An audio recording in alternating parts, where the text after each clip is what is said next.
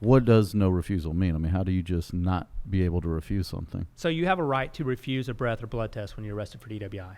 They read what we call DIC forms and ask you, do you want to provide a breath or blood sample? If you don't provide it, your license gets suspended. If you provide it and it's over, your license gets suspended, but it's much less length of suspension than if you refuse. But you have the right to refuse.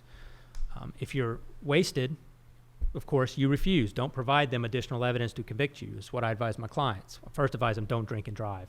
Secondly, if you're wasted, don't give them breath and blood. I think even if you've had a little bit, refuse. Yeah, I mean, because So that's advice that you give to the audience, everybody out there. If you get pulled over and you've had one thing to drink, don't blow. I don't know one thing to drink, but I tell my clients, if you've had more than 2 drinks an hour, don't provide a breath or blood sample. Okay.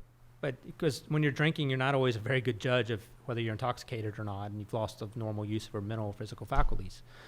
So I tell them, if you've had more than 2 an hour, don't provide a breath sample. Don't do the field sobriety. Yeah, don't do anything. Don't give them evidence to convict you. Some juries will still convict you if you look terrible on video, but if you're drunk, why would you do field sobriety tests to give them the evidence they need to convict you? Just refuse.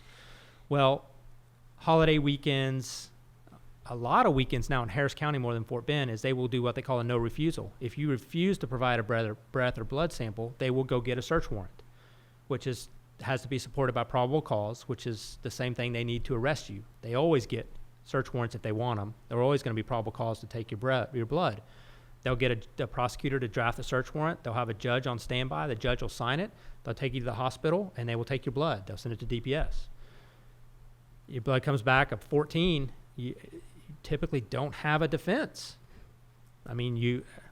Absent and something in discovery that we could have an expert take a look at that the testing was wrong, which we don't find much anymore. You're done. There's nothing you can do. So if somebody doesn't go, they take them to the hospital, they want to take a blood test. What if they just keep refusing while they're there, smacking the needle out of their hands? What do they? Time down. Yeah, if they have a warrant, they're going to tie you down and take your blood. Okay.